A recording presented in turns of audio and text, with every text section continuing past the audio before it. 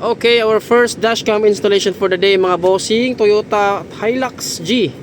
Nilagyan natin ng QCY F24 dashcam. Ito po yung my 4K plus 1080p video resolution mga bossing. So 4K po yung sa harap. Yan po mga bossing, clear na clear po yan. And then sa likod naman ng ating 1080p, yan po siya.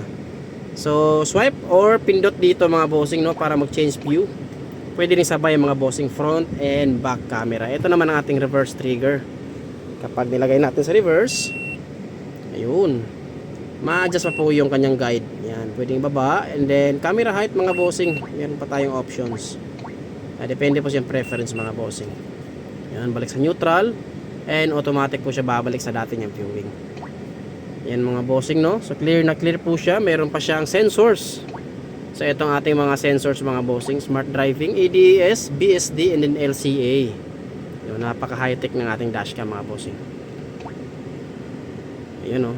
So sa mga interesadong magpa-install ng dashcam, kasi importanteng merong ganito sa inyong sasakyan mga bossing, no, kahit luma yung unit nyo or brand new. So napaka-importante po ng dashcam mga boss.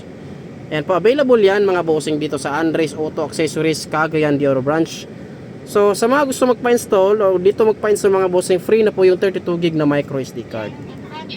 Yan po, no. Yan, tumunog siya, naka-detect siya ng tao na may dumaan. Yan po si bossing. So yan pa once again mga bossing, QCY F24 dashcam available ulit dito sa Andres Auto Accessories, Cagayan de Oro branch. So kita-kits mga bossing. Peace.